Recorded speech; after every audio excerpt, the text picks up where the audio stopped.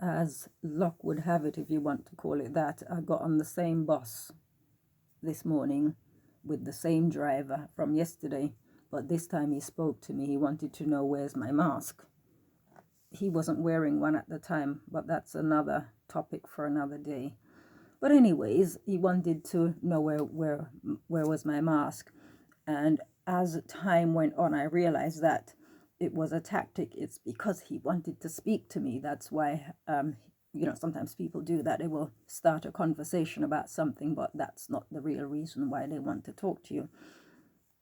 So I will venture to say that I made an impact on him yesterday.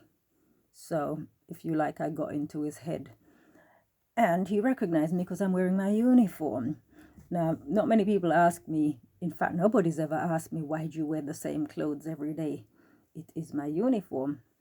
In the same way that you wouldn't ask the members of staff in McDonald's, why do you wear the same outfit every day? Or you wouldn't ask a school child, why do you wear the same clothes every day?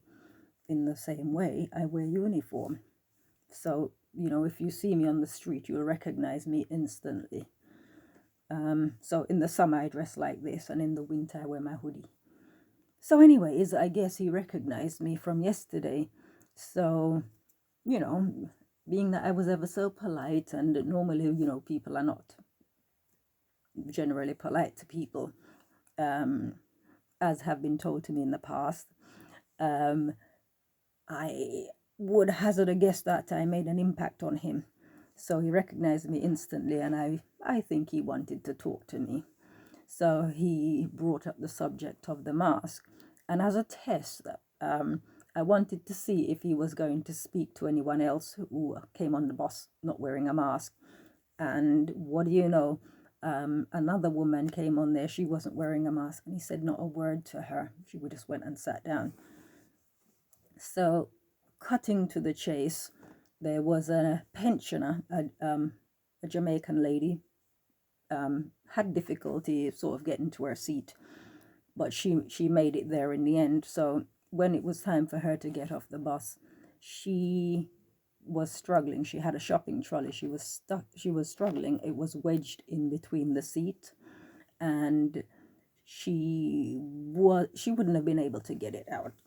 She would have struggled.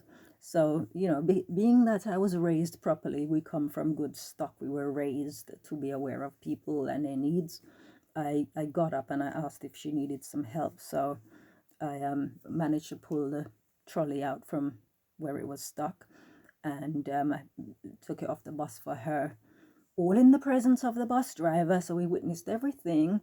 And she did the old, God bless you, thank you, have a nice day, blah, blah, blah.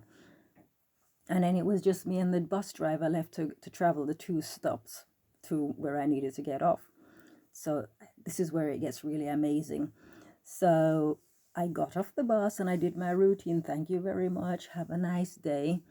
And he didn't respond. He didn't answer. So then I got off the bus and I'm waiting to cross the road, but there's traffic coming both sides. But the bus driver turned, what do you call these people? The ones who direct traffic.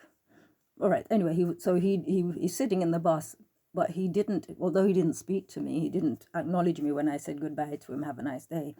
He was indicating and telling me the cars are coming. He can see from his mirror what the traffic's doing behind him. So he then, he's like holding his hand up like, not yet. And then when the traffic cleared, he gave me the old, come along. And it's like, you see, you can transform lives. So I've made a friend, I guess. But anyway, so that's my story with the bus driver for today. But so the moral of the story is, if you be yourself and you don't play the victim, and you don't, scream racism because someone chooses to not acknowledge you, eventually you can sort of change people's opinions. But I go back and I say, I don't actually care what people think about me. I don't care. You can love me, you can hate me. It's the same difference. It doesn't make any difference to me. But I do believe we are in the world to make a difference. And, you know, the moral of the story, just keep being you.